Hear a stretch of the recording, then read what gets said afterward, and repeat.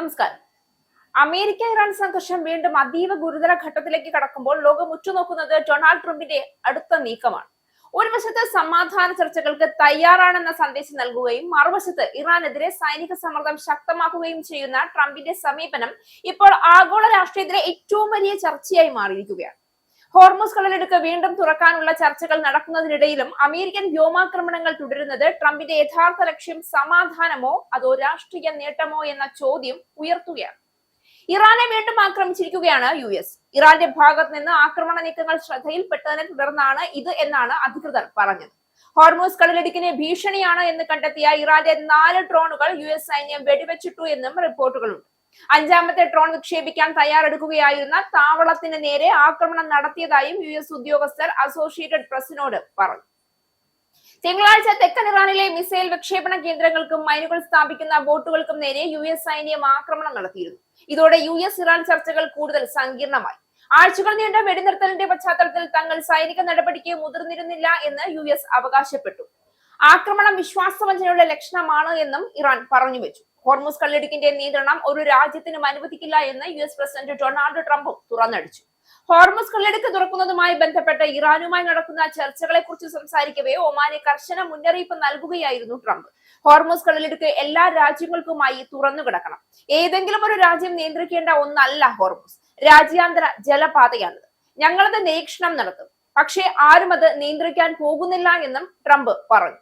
ഹോർമുസിന്റെ കാര്യത്തിൽ ഒമാൻ മറ്റെല്ലാവരെയും പോലെ പെരുമാറണമെന്നും അല്ലെങ്കിൽ ഒമാനെ തകർക്കേണ്ടി വരുമെന്നും ട്രംപ് മുന്നറിയിപ്പും നൽകി. ഒമാൻ ഇതിന്റെ നിയന്ത്രണം വേണം, എന്നാൽ ആർക്കും അത് നൽകില്ല. രാജ്യാന്തര ജലപാതയാണ്. ഒമാൻ മറ്റെല്ലാവരെയും പോലെ പെരുമാറണം, അല്ലെങ്കിൽ ഒമാനെ തകർക്കേണ്ടി വരുമെന്നാണ് ട്രംപ് വിശദീകരിച്ചത്. ട്രംപിന്റെ ഇപ്പോഴത്തെ സമീപനത്തിന് പിന്നിൽ വ്യക്തമായ രാഷ്ട്രീയ കണക്ക് പ്രവർത്തിക്കുന്നുണ്ടെന്ന വിലയിരുത്തലുകളാണ് ശക്തമാകുന്നത്.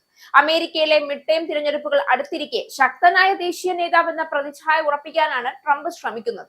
ഇറാനെതിരെ കടുത്ത നിലപാട് സ്വീകരിക്കുന്നതിലൂടെ റിപ്പബ്ലിക്കൻ വോട്ടർമാരുടെ ദേശീയതാ ഭാവമുണർത്താനും സ്വന്തം പിന്തുണക്കാർക്ക് അമേരിക്കയെ ഭയപ്പെടുന്ന ലോകം എന്ന ചിത്രം നൽകാനുമാണ് ട്രംപ് ശ്രമിക്കുന്നതെന്ന് അന്താരാഷ്ട്ര മാധ്യമങ്ങൾ ചൂണ്ടിക്കാണിക്കുന്നു. ഇറാൻ സമയം നീട്ടിക്കൊണ്ടിരിക്കുകയാണെന്നും അമേരിക്ക തിരഞ്ഞെടുപ്പ് രാഷ്ട്രീയത്തിൽ തളരുമെന്നുമുള്ള കണക്കുകൂട്ടലാണ് ടെഹ്റാന്റേതെന്നും ട്രംപ് തുറന്നു പറഞ്ഞതും അതിന്റെ ഭാഗമാണ്. എന്നാൽ ഈ സമീപനം അമേരിക്കയ്ക്ക് തന്നെ വലിയ തിരിച്ചടികൾ സൃഷ്ടിക്കാനുള്ള സാധ്യതയും ഒരേ സമയം ഉയരുന്നുണ്ട്. ഹോർമുസ് കടലിടുക്കിലെ സംഘർഷം തുടരുകയാണെങ്കിൽ ആഗോള എണ്ണവില വീണ്ടും കുതിച്ചുയരും. ലോക സമ്പദ് വ്യവസ്ഥയിൽ പുതിയ പ്രതിസന്ധി രൂപപ്പെടാനും ഇത് സാധ്യതയുണ്ട്. ഇതിനോടകം തന്നെ അമേരിക്കയുടെ യുദ്ധ ചെലവ് കുത്തനെ ഉയർന്നിരിക്കുകയാണ്. ഇറാനെ പൂർണ്ണമായും തകർക്കാൻ കഴിയാത്ത സാഹചര്യത്തിൽ നീണ്ടു നിൽക്കുന്ന യുദ്ധം അമേരിക്കയെ സാമ്പത്തികമായും രാഷ്ട്രീയമായും തളർത്തുമെന്ന ആശങ്ക അമേരിക്കയ്ക്കുള്ളിൽ ഉയരുകയാണ്. ഇതിലേറെ ശക്തമായത് പശ്ചിമേഷ്യയിലെ ശക്തി സമവാക്യങ്ങളാണ്. ട്രംപ് ഭരണകൂടം ഇറാനിൽ ഭരണപരിവർത്തനം ലക്ഷ്യവും മുന്നോട്ട് വയ്ക്കുന്നു എന്ന റിപ്പോർട്ടുകൾ മേഖലയെ കൂടുതൽ അസ്ഥിരമാക്കുകയാണ്. ഇസ്രയേലിനോടൊപ്പം ചേർന്ന് ഇറാനെ സമ്മർദ്ദത്തിലാക്കാനുള്ള അമേരിക്കൻ നീക്കം റഷ്യ ചൈന സഖ്യങ്ങളെ കൂടുതൽ ശക്തമാക്കാനും ഇടയാക്കും. അതേസമയം അമേരിക്കയുടെ കടുത്ത സമ്മർദ്ദം ഇറാനെ കൂടുതൽ ആക്രമണാത്മകമാക്കുകയാണെങ്കിൽ പശ്ചിമേഷ്യയിൽ മറ്റൊരു ദീർഘകാല യുദ്ധത്തിന് വാതിൽ തുറക്കാനും സാധ്യതയുണ്ട്.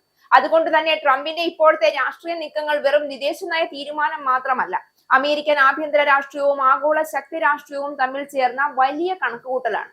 എന്നാൽ ആ കണക്കുകൂട്ടലിന്റെ വില ലോകം മുഴുവൻ കൊടുക്കേണ്ടി വരുമോ എന്ന ആശങ്കയാണ് ഇപ്പോൾ കൂടുതൽ ശക്തമാകുന്നത്.